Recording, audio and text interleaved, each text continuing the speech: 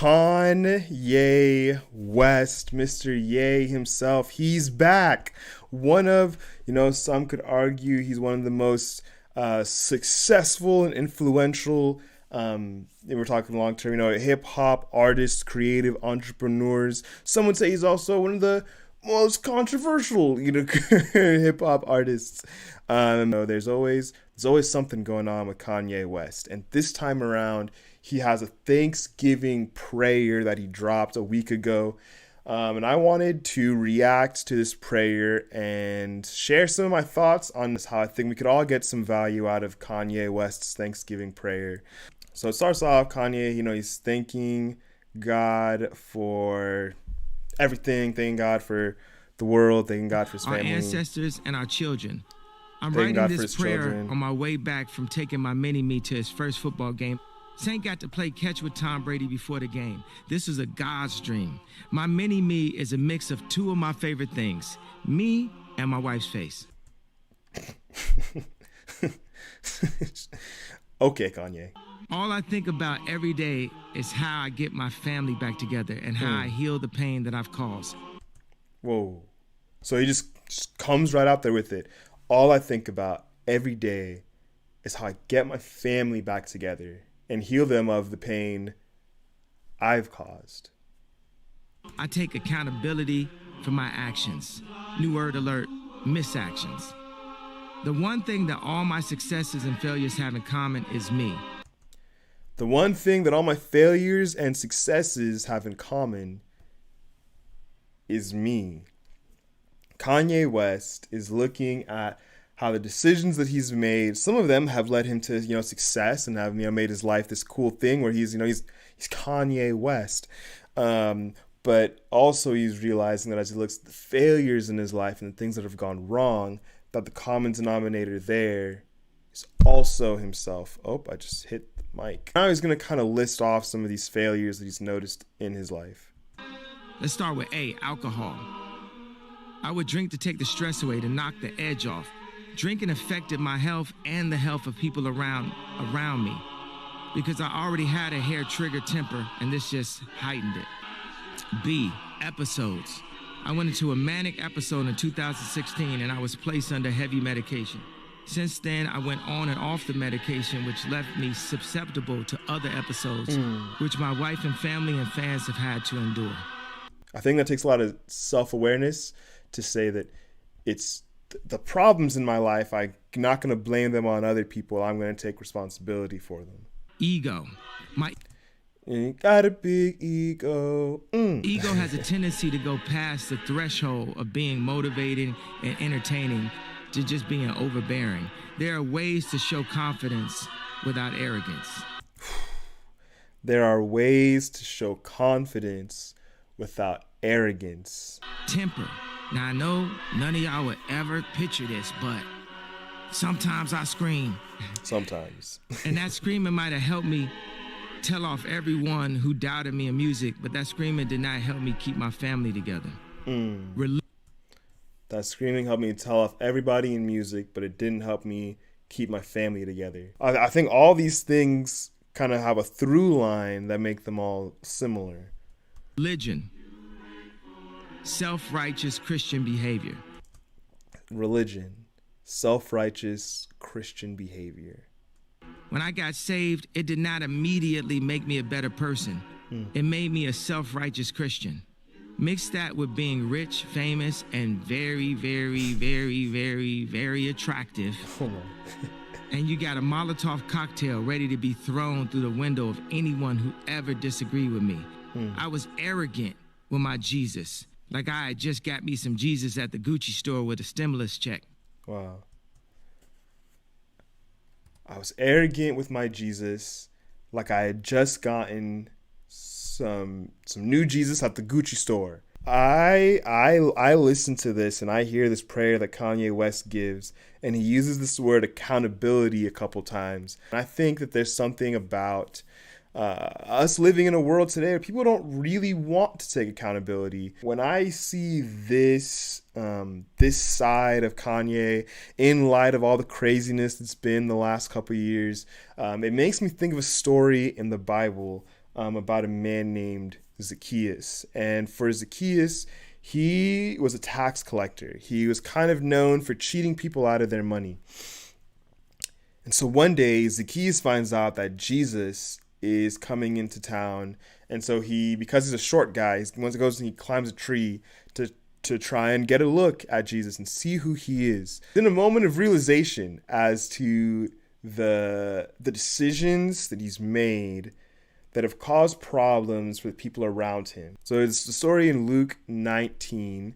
In verse 5, it says, Jesus reached the spot where Zacchaeus was. Remember, Zacchaeus, he's up in a tree. He looked up and said, Zacchaeus, come down at once. I must stay at your house today. So Zacchaeus came down at once and welcomed him gladly. All the people saw this. They began to whisper among themselves. They said, Jesus has gone to be the guest of a sinner. These guys, they know Zacchaeus' reputation. They know that he's someone he's a cheater. He's all these things. But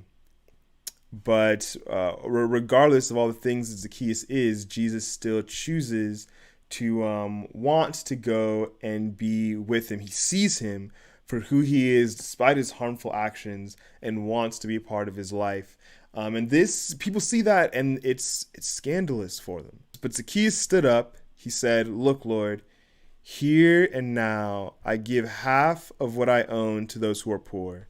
And if I've cheated anybody out of anything, I'll pay it back. I'll pay back 4 times the amount I took. Jesus said to Zacchaeus, today, salvation has come to your house. You are a member of Abraham's family line.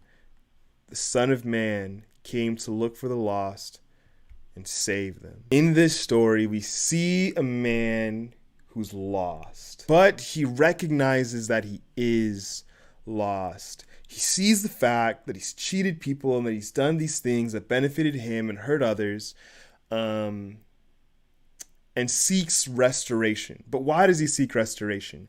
It's not because of shame. It's not because of guilt. It's not because of being canceled or #exposed. But instead, the thing that brings Zacchaeus to make a change is love. I think there's something to that. I think there's something about the fact that there's these two extremes in our culture right now when it comes to those who are trying to live a life on this journey of faith. There's one extreme that's like the self-righteous Christian behavior that Kanye talked about in his prayer, that he said, for some of us, we see the world as if anything bad happens, if anything's wrong in my life, there's someone else to blame because it can't possibly be my fault. So because I'm correct, I must, it must be someone else who's the reason for my problems. Then there's group B. Anytime anything goes wrong, even if it's not their fault, take it on themselves to say, oh man, I screwed it up again. I messed it up again. It's all my fault, and if people really got to know the real me, if people really got to know what I was like, they wouldn't be able to fully love me. These are two stark extremes, and what I noticed in this story is that for Zacchaeus, the transformation in his life happened after 2 things. 1, acknowledging that he's fallen short, that he's made mistakes. And it's not just mistakes like you left the oven on too long, but it's mistakes as in willingly choosing the things that pull us away from God, choosing things that cause harm. And also Jesus saying, hey, I see you, I know you, and I love you. I want to be in a relationship with you. Let me come and have dinner at your house. I think there's something beautiful that happens there when you have both together. And I think that's why Kanye is in spite of all the controversy and all the things that have gone on over the last 2 years in his life, he's realizing his own sin. He's realizing his own ways where he's fallen short.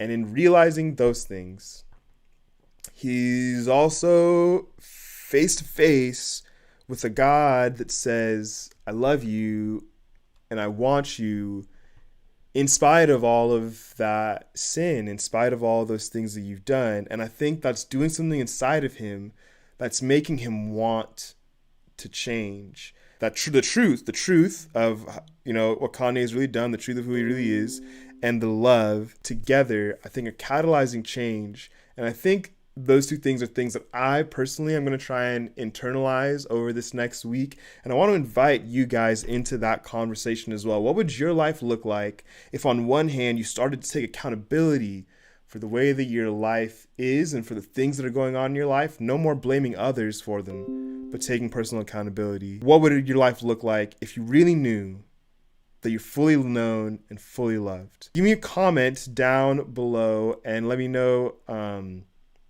what you think. What did you think of Kanye West's Thanksgiving prayer? Do you think that did I miss something? Is something off about this prayer? Or do you think, no, this is actually like really good stuff and you agree with the things Kanye is saying? Or do you think, no, there's no real change happening here. It's just Kanye being Kanye and saying stuff. Let us know your thoughts down below in the comments section. Make sure you give this video a like if you enjoyed it, or comment and tell me why you didn't enjoy it. My name's AJ for short. So glad that you're here watching this video. I hope you found it valuable, and I'll see you guys next time. But don't forget to live a real, full life. Yeah. So much vibes, I just can't even try it. Yeah. It's that verse that make you go. Hop up on the beat and spit a factual. Contractual, I gotta spit that actual. Never tell a tall tale, yeah, that's on my tactical. Spit these woes for these joes on a practical. Yeah, man, the boom moving. And yeah, you boy was grooving. 10, 11, 19, we was all cruising.